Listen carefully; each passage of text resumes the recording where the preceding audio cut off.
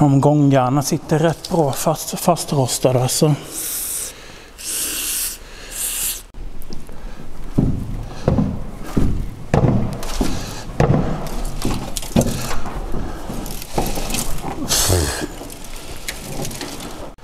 Ja, går den ju öppna i alla fall.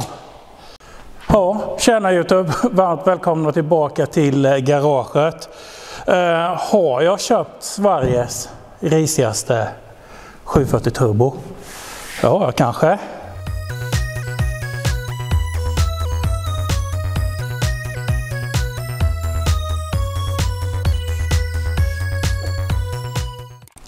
Tänkte bara skulle dra lite kortfattad historia här för er som inte har hängt med under alla år på YouTube-kanalen.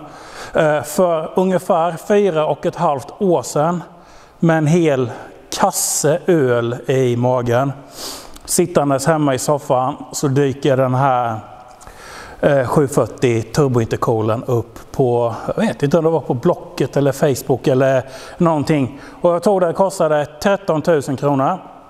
Och var liksom ett par bilder på bilen. Man såg att den var i dålig kondition. Jag svarade på annonsen bara någon minut efter den kom ut. Så jag var verkligen allra först på gröten på den här. Och av någon anledning så dök den här upp i telefonen liksom. Så jag skriver till ägaren, eller ringde, jag kommer fan inte ihåg. Jag köper bilen.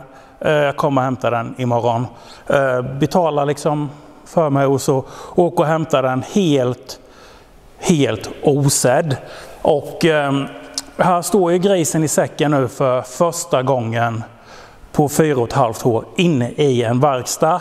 Och jag ska bara säga innan vi rullar vidare i videon här att vi kommer inte sätta igång med någon renoveringsserie direkt på den här nu, så det kommer inte fortsätta komma massa avsnitt, men däremot så för min egen skull och ni som är nyfikna så har jag nu första chansen att hissa upp bilen på en lyft och titta på den, hur den ser ut under och lite så här. Detta är alltså en USA-importerad Volvo 745 turbointercooler från 1988. Första ägaren till den här bilen var någon doktor, någon professor som åkte från Sverige och doktorerade i Amerika. Och där åkte han omkring i den här 745an. Och den här bilen har varit vid Grand Canyon, Niagarafallen och många sådana här roliga ställen i USA. Och sen när doktorn skulle hem till Sverige igen så tog han med sig sin bil hem. Så den här har bara rullat något år eller något åt det hållet i USA innan den kom hem hit igen. Därför jag köpte den var för att en sån här bil var ju lite utav något man dreglade över som ung. En 740 turbointercooler kunde man ju inte köpa på den tiden, så fick jag köpa en nu i alla fall. Och jag tänkte bara vi skulle ta en liten titt på den och så kan vi lägga upp typ en ungefärlig budget på vad det kan tänkas kosta att renovera den här. Och vi börjar ta en titt utifrån. Vi kan väl gå runt bilen så här liksom bara. Vi behöver en ny lack på den här bilen i alla fall. Och här ser ni ju rinningarna här. Ser ni? Det är någon som har misslyckats något kopiöst med den här lackeringen. Och jag klandrar ingen för det, men det är kanske därför den ställdes undan för så här himla många år sedan. Jag tror den besiktigades 2011 senast. Och det kan ju vara på grund av den här lacken. Den blev ståendes. Det är gråa gardiner här. Och ja, det ser inget vidare ut. Så en ny lack får vi i alla fall skriva upp på listan. Och jag har jättesvårt att säga exakt vad en ny lack på en sån här skulle kosta. Men jag kan tänka mig att med spackel och all maskeringstejp och färg och allting man behöver och tillbehör så 10-15 000 kronor kostar det nog att få en hyfsat fin lack på den här själv. Vi behöver däck och fälg. Det får vi också sätta upp på listan. A-stolpen här har ju fått sig ett riktigt ordentligt rostangrepp här uppe. Det är rätt mycket jobb att göra till det här. För detta här vill man ju inte fuska, eller man säger, utan man får ju ta en hel stor bit ifrån en annan bil och svetsa dit. För det här går ju inte att hålla på och lappa och laga. För den bilen vill man ju inte krocka med sen. Vi kan lika väl ta en liten titt i skuffarna. Fan, alltså det luktar ju något fruktansvärt i den här bilen. Innertaket här ser ni ser väldigt, väldigt trevligt ut. Perfekt att köra ungdomarna till balen med en sån här bil. Fullt med nötter och råttor och rost finns det gott om. Vi har inte gått igenom alla lister och sånt här som ligger i bilen, utan mycket är nog trasigt. Och innan vi rullar vidare i videon här så jag bara säga snabbt att jag har inte gjort någonting med bilen sen vi hämtade den. Så jag har inte plockat ner den eller gjort någonting överhuvudtaget. Den har bara blivit ståendes för att jag kände att jag har tagit med vatten över huvudet med den här bilen och har inte möjligheterna att kunna göra vid den. Så därför har den bara blivit ståendes och jag har väldigt svårt att skiljas ifrån mina Volvo-bilar. Så de brukar oftast bli ståendes kvar hemma på gården. Men roligt att ha i samlingen i alla fall. Och någon gång så kanske man gör vid den här. Ja, riktigt jädra kass lack liksom rätt igenom på alltihopa. Inredningen här ser inte sådär jättebra ut. Det är hål i samtliga säten tror jag. Och bara allmänt riktigt jädra sunkig. Där ligger en 20 med, som såg man inte igår. För de finns inte längre, va? Nej. Nej.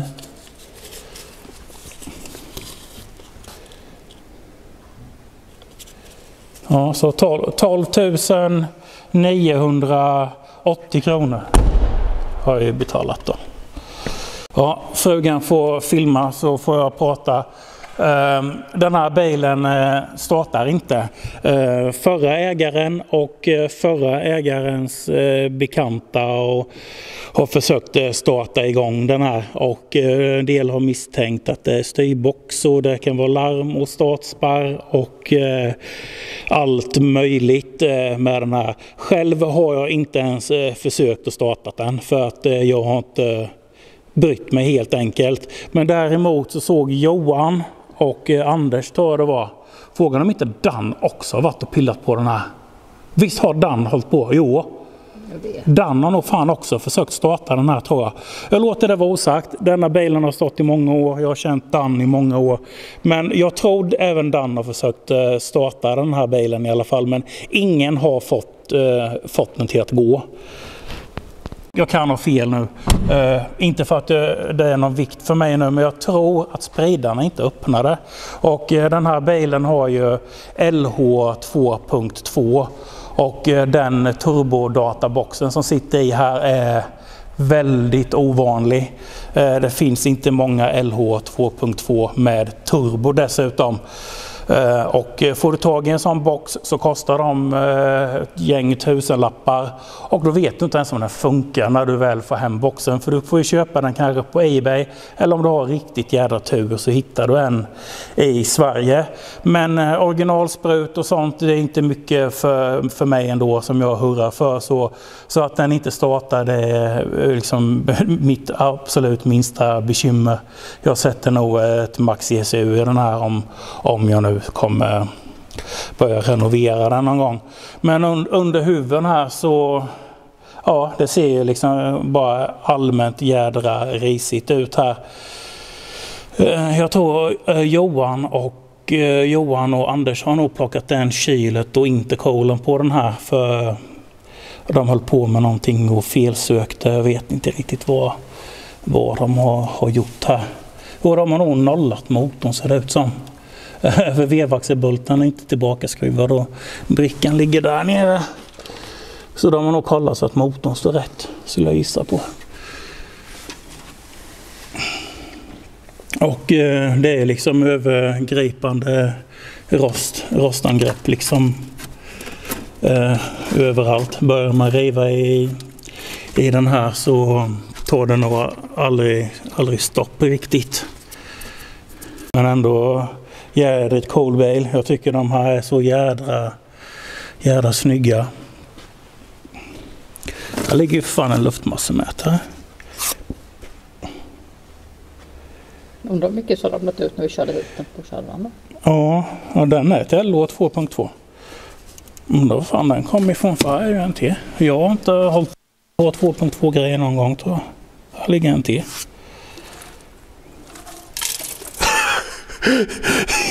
Full med nötter. Ja, men så ser det ut här. Och ja, så var det med det. Motorn går ju i alla fall runt. Den sitter inte fast. Skulle jag renovera den här bilen så hade ju den här motorn åkt ut i allra första i alla fall och målats upp och renoverats. En positiv sak med bilen är ju att jag har ägarpapperna på den. Och de är värda lite pengar i alla fall. Och sen så är ju även de här strålkastarna faktiskt fina. Jag tror det är någon liten spricka någonstans i någon. Men annars så är de... Nej, jag tror det... Där! Men jag tror det finns nya glas till och med till de här. Så den här fronten tillsammans med papperna på bilen går nog i alla fall upp till 13 000 som jag har gett för ekipaget. Jag tycker vi tar och hissar upp den nu och tar en titt under, för det är jag jädrigt nyfiken på, för jag har aldrig fått se den på underifrån. Då åker vi upp. Jag är faktiskt lite spänd på riktigt, hur fan man nu kan vara det, för att se på en gammal rostig bil.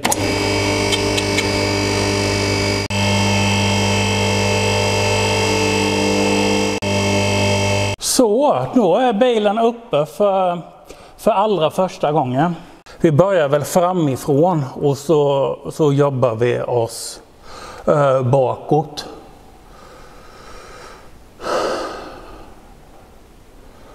Ja, vart ska man börja? Kylarbalken tror jag den här heter. Väldigt dålig i alla fall. Bromsar, bussningar, allting i hjulupphängning här måste ju såklart bytas. Stötdämparna behöver bytas och garanterat fjäderbenslager och fjädrar och sånt här också. Fan, den har ju ABS, den här, såg jag till och med. Ta en titt på hur chassit ser ut här.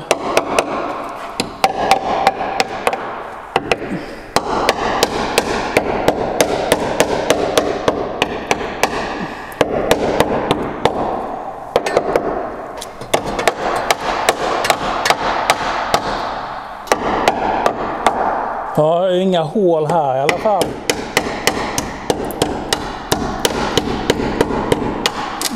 Men den är mjuk på sina ställen. Förmodligen helt fullt med nötter och i hela balken här. Andra sidan här så har vi hål här till länkarmsinfästningen.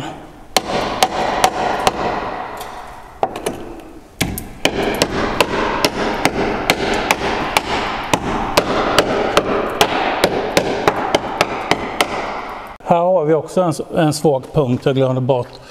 Batterilådan på de här. Och även 940 brukar vi ha dåliga.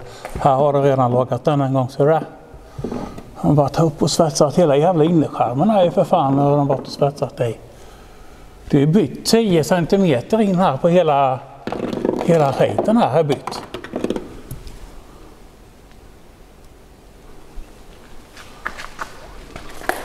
Så då, de har svetsat hela vägen upp här.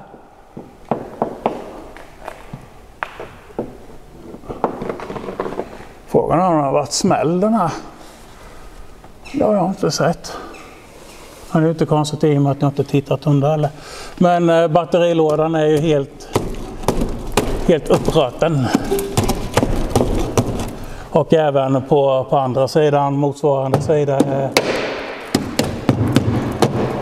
är det också väldigt rötet.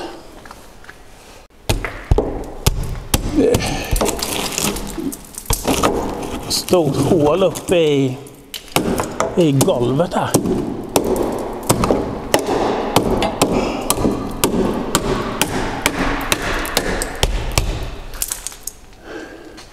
Jag tror det ska vara en plåt här. Insida tröskel. Fan fin ja. Insida tröskel på den andra sidan.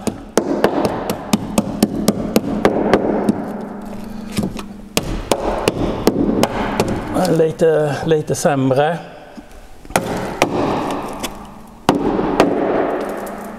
Fan. Får ju ångest bara se det här.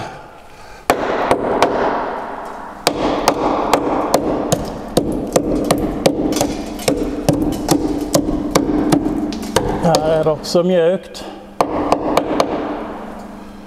Hur är den infästningen där uppe? Men det här ser ju bra ut. Här sitter det fast. Avgassystemet är ganska dåligt.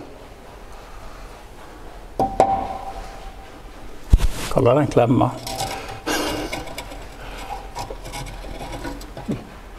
Det är inte mycket kvar här på den. Bromsslangen här. Ser fan bra ut alltså. Ser du det?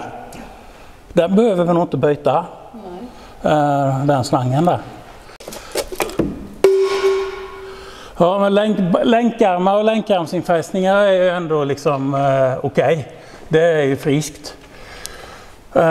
Bra objekt att bygga driftingbil på eller någonting.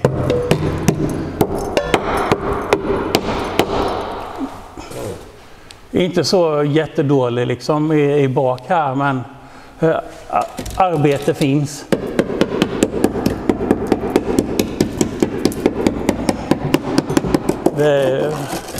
Det är mjukt. Är det.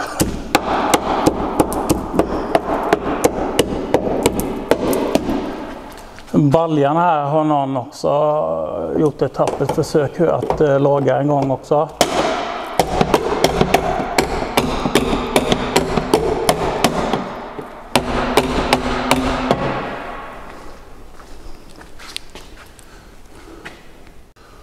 Ja, fy fan. Undrar vad som döljer sig där.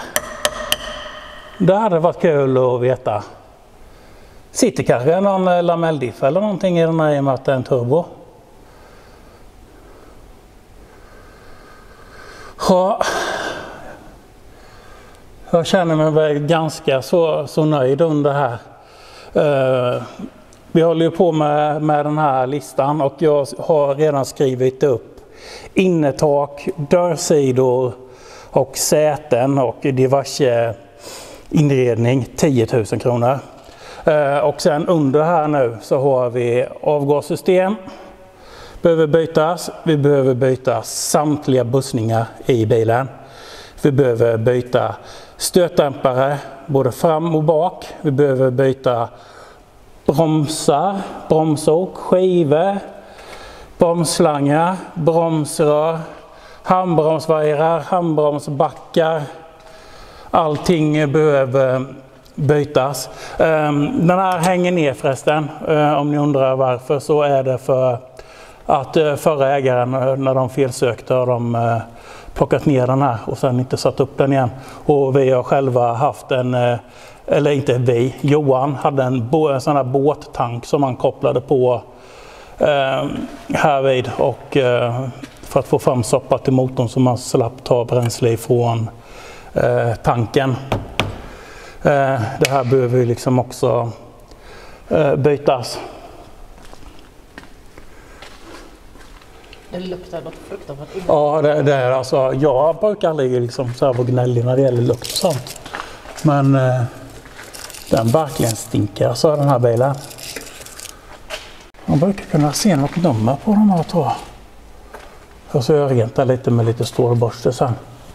Har vi tur så är det en dyrgrip där.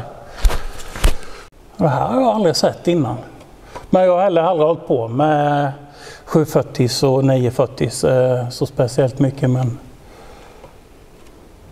hydraulisk koppling på en M47 har jag fan aldrig sett.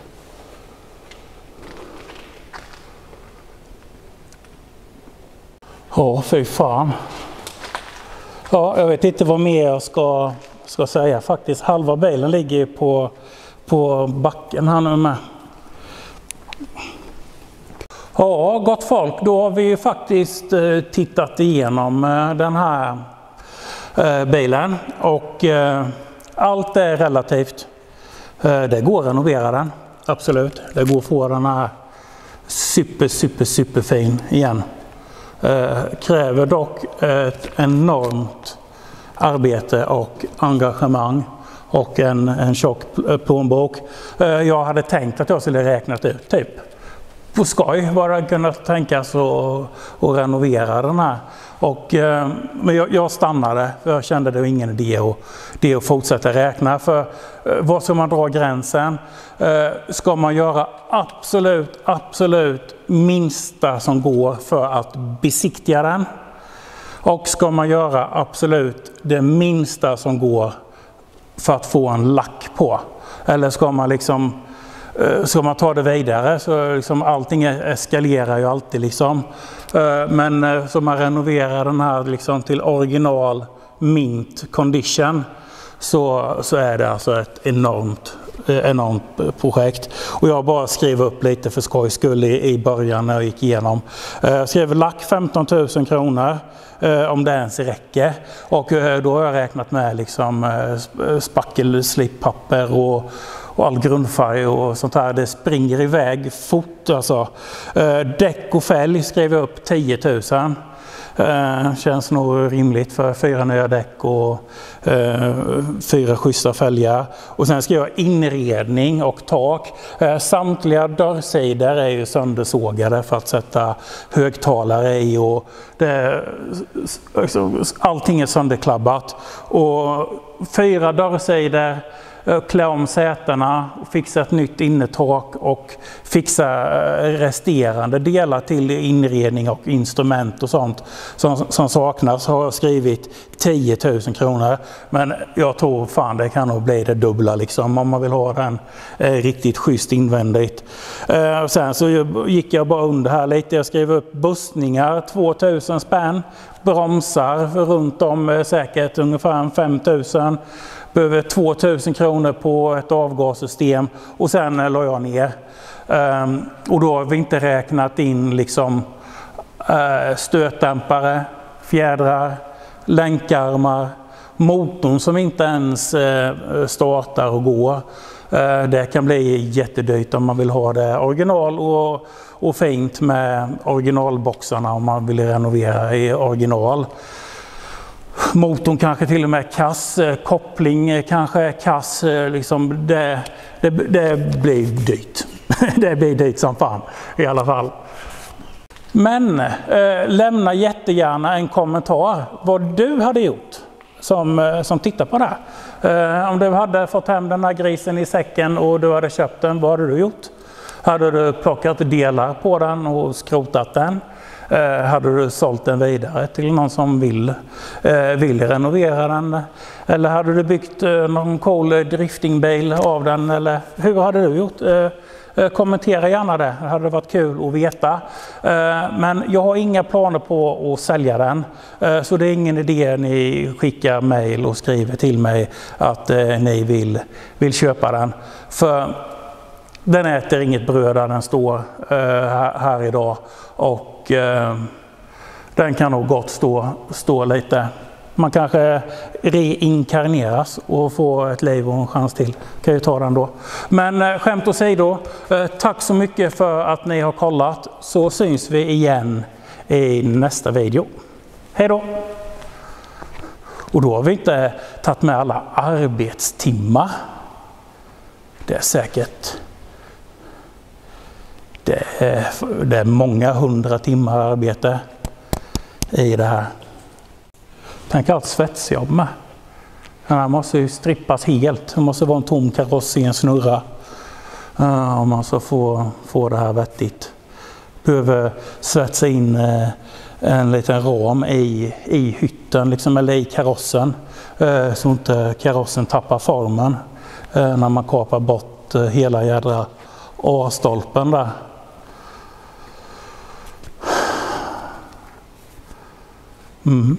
Men om jag väntar 10 år så kanske de har blivit extremt dyra. Då kanske det är lönt att kosta på att renovera den. Långt in i skogarna någonstans i Haboland bor det